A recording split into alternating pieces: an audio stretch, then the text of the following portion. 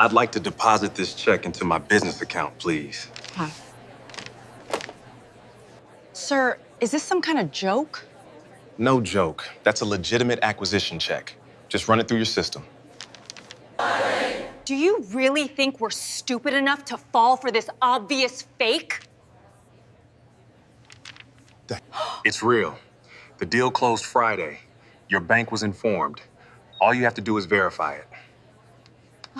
I don't need to verify anything. I can see what this is. We don't appreciate FR oddsters wasting our time with fake checks and elaborate schemes. Imagine walking into a bank with a $1 million check in your hand. Now imagine the manager looking at you, laughing in your face, and literally tearing up your check right in front of you. You'd think this is impossible in 2024, right? Well, what happened next will leave you absolutely speechless. This is a story about respect, discrimination, and the most satisfying twist you'll hear today. Stay until the end because the karma that hits this manager is absolutely legendary. It was just another Tuesday morning when Marcus Thompson walked into First National Bank wearing his favorite hoodie and jeans. Marcus wasn't your typical millionaire. He'd built his fortune from the ground up, starting as a freelance software developer working from his tiny apartment, surviving on ramen noodles and pure determination. He spent countless sleepless nights coding, building, and dreaming of something bigger. Eventually, his dedication paid off when he created Technova Solutions, a revolutionary software company that caught the attention of major tech giants. After 5 grueling years of building his empire, Marcus had just received the news of a lifetime. A major corporation wanted to acquire his company for a staggering sum. The deal had closed last Friday, and now he held the physical manifestation of his dreams, a check for $1 million. This wasn't just money. It was validation of every sacrifice, every rejection, every moment people doubted him. His appearance? Casual. Marcus had never been one for flashy displays of wealth. No designer suits, no luxury watches, no fancy cars. He believed in comfort and authenticity over appearances. His bank account? About to be absolutely incredible. Marcus approached the counter with his acquisition check ready to deposit it into his business account that he'd maintained at this very branch for 3 years. He knew the layout of this bank like the back of his hand, had friendly relationships with most of the tellers, and had never once had an issue. But today, something felt different. There was a new face behind the desk, someone he'd never seen before. Catherine Williams, the newly appointed branch manager who transferred from another location just 2 weeks ago, looked up from her computer with a dismissive glance. She'd been specifically hired to elevate the branch's image and attract high-value clients. At least, that's what she told everyone. Her definition of high value, however, was about to reveal itself in the most shocking way possible. "Can I help you?" she asked coldly, eyeing his casual attire with obvious disdain. Her tone wasn't welcoming. It was the kind of voice you use when you're already annoyed before the conversation even starts. Marcus, ever the optimist and always polite, smiled warmly and slid the check across the marble counter. "Yes, ma'am. I'd like to deposit this into my business account, please." He had no idea that these simple words were about to trigger a chain of events that would change multiple lives forever. Catherine picked up the check with 2 fingers, as if it might contaminate her perfectly manicured nails.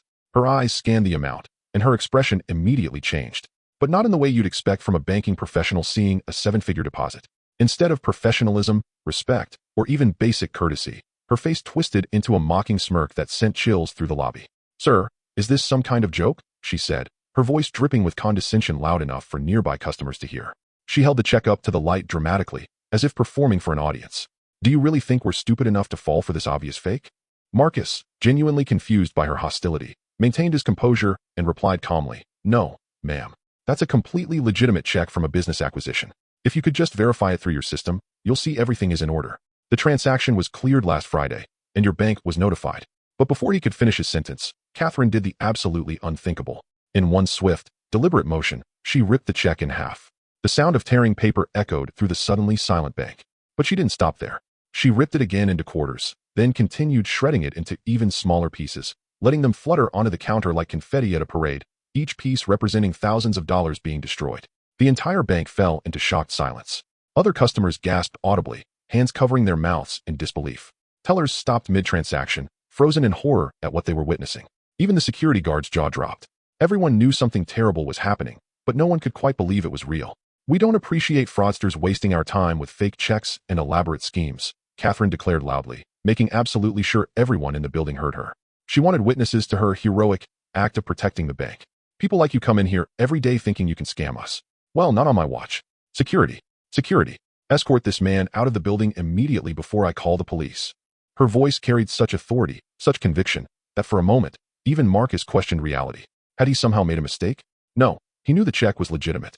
But Catherine's confidence was absolute. her prejudice masquerading as professional judgment.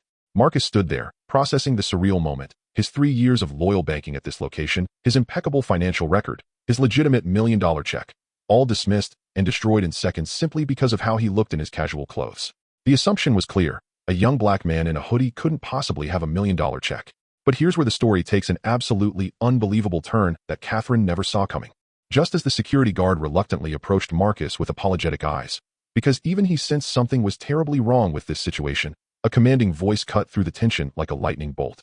"Catherine, stop this immediately." The bank's regional director, James Patterson, emerged from the back office where he'd been conducting a surprise quarterly inspection.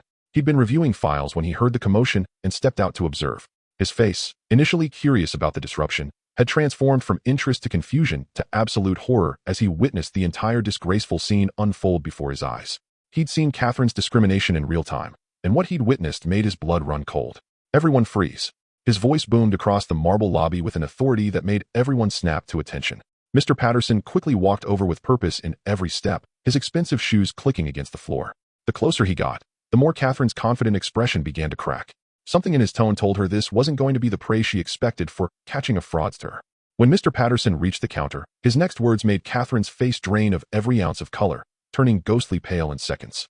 "Mr. Thompson, sir, I am so deeply, profoundly sorry for this absolutely disgraceful treatment," he said, his voice now filled with genuine respect and mortification. He extended his hand to Marcus, who shook it, still processing everything. "Please, allow me to personally apologize on behalf of First National Bank. This behavior is completely unacceptable and does not represent our values or standards." He then turned to Catherine, and his voice transformed into ice-cold steel that made everyone in the vicinity take an instinctive step backward. "Do you have any idea who you just disrespected? Do you have even the slightest clue what you've just done?" Catherine's mouth opened and closed like a fish out of water, unable to form words. Her confident smirk had completely evaporated, replaced by pure panic as reality began crashing down around her. "This is Marcus Thompson, founder and CEO of Technova Solutions," Mr. Patterson continued, his voice rising with each word. "He's not only one of our platinum-tier clients, but his company maintains over $15 million in various accounts across our branches nationwide. He's been a valued client for 3 years with a perfect banking record, never a single issue, never a single bounce check, never a single complaint. Until today." The room was so quiet you could hear a pin drop. Other customers pulled out their phones, some recording, others frantically Googling Marcus's company. The tellers exchanged horrified glances, knowing exactly what was coming next. Catherine's legs visibly trembled as she gripped the counter for support, her entire world crumbling in real time. Mr. Patterson wasn't finished. "That check you just destroyed with such theatrical confidence? That was completely legitimate. From a verified acquisition deal that was processed and cleared through our corporate division last Friday. We were specifically informed about this transaction." His voice echoed off the walls, ensuring every word landed with maximum impact. "You didn't just insult a customer. You destroyed legal financial property and falsely accused an innocent man of fraud based on nothing but your own prejudiced assumptions." Mr. Patterson's words hung in the air like a judge's final verdict. Catherine stammered, her previous authority completely shattered. I didn't know. I thought," he looked. I was just trying to protect the bank." "You thought?" Mr. Patterson cut her off sharply, not allowing her to finish her excuse. "You thought you could judge a client based purely on their appearance? You thought a hoodie and jeans automatically meant fraud? You thought you had the authority to destroy legal financial instruments without even running a basic verification check? That's not thinking, Catherine. That's prejudice, pure and simple." His words struck like hammer blows, each one dismantling her defense. "In your 2 weeks here, you've managed to commit what might be the most catastrophic customer service failure in this branch's 40-year history. Do you understand the legal implications of what you just did? Destruction of financial property, defamation, discrimination. Mr. Thompson would be well within his rights to pursue legal action against you and this bank." Catherine's face had gone from pale to red, tears beginning to form in her eyes as the full weight of her actions crashed down. She looked around desperately for support, but every employee avoided her gaze. They'd all witnessed her arrogance over the past 2 weeks, her condescending attitude, her constant comments about maintaining standards and keeping out undesirables. "You're not thinking now either," Mr. Patterson continued, his voice now carrying a finality that everyone recognized, "because you're fired. Effective immediately. As of this moment, you are no longer an employee of First National Bank. Security, please escort Miss Williams to collect her personal belongings and exit the building. She is no longer authorized to be on these premises." The irony wasn't lost on anyone in the lobby. The same security guard she'd called to remove Marcus was now being directed to remove her from the building. The same authority she'd wielded so carelessly was now being used against her. The same public humiliation she tried to inflict on Marcus was now hers to bear. Catherine tried one last desperate plea. Please, Mr. Patterson, I have a mortgage, bills, I need this job. I made a mistake, but... A mistake. Mr. Patterson's voice rose again. A mistake is entering a wrong number or forgetting to file paperwork. What you did was deliberate discrimination, public humiliation, and destruction of property. There are consequences for actions like this, and you're about to learn that lesson the hard way. As security gently but firmly guided Catherine toward the back offices to collect her things, customers began to applaud. Slowly at first, then building into genuine appreciation for justice being served. Marcus stood tall throughout it all, dignified and composed, never once raising his voice, never once demanding retribution or revenge. His character and grace under pressure spoke louder than Catherine's prejudice ever could. He didn't need to prove his worth. His integrity was evident to everyone watching. Several customers approached Marcus afterward, apologizing on behalf of humanity and praising his composure. One elderly woman hugged him with tears in her eyes, saying, "You handled that with more grace than most people could muster. Your parents raised you right, young man." Mr. Patterson personally escorted Marcus to his private executive office, where he spent the next hour making everything right. He didn't just process the transaction. He expedited everything with absolute first-class VIP service that the bank reserved for only their most elite clients. He personally contacted the acquiring company, had a replacement check issued and verified within 2 hours through emergency channels, and ensured Marcus's account was credited the full amount by end of business that same day. But Mr. Patterson went even further. "Mr. Thompson, I cannot express enough how sorry I am that this happened in our establishment," he said, genuine remorse evident in every word. "As compensation for this traumatic experience, we're upgrading your account status, waiving all banking fees for the next 5 years, providing you with a dedicated personal banker available 24/7, and issuing additional courtesy service credits to your account. But more importantly, I want to make sure nothing like this ever happens to anyone else." Marcus appreciated the gestures, but his mind was on something bigger. "Mr. Patterson, I don't want compensation as much as I want change," he said thoughtfully. "What happened to me today happens to people who look like me every single day, in banks, stores, restaurants, everywhere. Maybe something positive can come from this." His words struck a chord with Mr. Patterson, who nodded solemnly. "You're absolutely right. What do you suggest?" Together, they developed a comprehensive plan. Marcus agreed to work with First National Bank to implement mandatory anti-discrimination training for all employees across every branch nationwide, not just basic corporate videos, but real, meaningful education about implicit bias, cultural sensitivity, and equal treatment. He shared his story in training videos, participated in workshops, and helped create a new protocol for handling high-value transactions that focused on verification rather than assumption.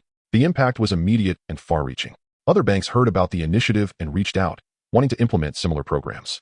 Marcus's story went viral on social media, not as a tale of victimhood, but as an example of turning discrimination into positive change. News outlets covered it, business publications wrote about it, and it sparked nationwide conversations about prejudice in financial services. As for Catherine, her story spread quickly through banking circles and social media like wildfire. The video footage that customers had recorded went viral, with millions of views and overwhelming condemnation of her actions. Her name became synonymous with workplace discrimination, making her virtually unhireable not just in banking, but in any customer-facing industry. She destroyed $1 million check, but in doing so, she destroyed her own career even more completely. Multiple companies reported that she'd applied for positions using different references, but a simple Google search of her name revealed everything. Some reports suggested she'd even tried to create social media posts defending her actions, claiming she was just doing her job, but the public response was swift and unforgiving. The consensus was clear. Prejudice has no place in professional settings, and actions have consequences. Meanwhile, Marcus's company, Technova Solutions, continued thriving beyond anyone's expectations. He used his platform and growing influence to become a powerful advocate for equal treatment in financial services and business in general. He established a foundation providing small business loans to entrepreneurs from underrepresented communities who struggled to get traditional bank financing, often because of discrimination similar to what he'd experienced. He spoke at conferences, wrote articles, appeared on podcasts, and shared his story repeatedly, not for sympathy, but to educate and inspire change. "That day in the bank was one of the worst moments of my life," he often said in interviews, but it became the catalyst for helping thousands of others who face similar treatment every day. This story proves something powerful that we all need to remember. Never, ever judge someone by their appearance, their clothes, or your assumptions about who they might be. That person in casual clothes could be your biggest client, your next boss, your future business partner, or someone who changes your entire life trajectory in ways you never imagined. Respect costs absolutely nothing. It's free, it's easy, and it's the right thing to do. But disrespect? Disrespect can cost you everything. Your job, your reputation, your future opportunities, and your peace of mind. Catherine learned this lesson in the hardest way possible, losing everything in a single moment of prejudiced judgment. If this story absolutely fired you up and restored your faith that karma is real, then smash that like button right now. Seriously, hit it. Subscribe and demolish that notification bell because we're bringing you more incredible real-life stories of justice, karma, and people getting exactly what they deserve, good and bad. We post 3 times a week, and trust me, you don't want to miss what's coming next. Now, drop a comment below and tell us. What would you have done if you were Marcus in this situation? Would you have stayed as calm and composed, or would you have demanded even more? Would you have sued? Would you have made a bigger scene? Let's have a real conversation in the comments. I read every single one and respond to as many as I can. Share this video with someone who needs to hear this message today.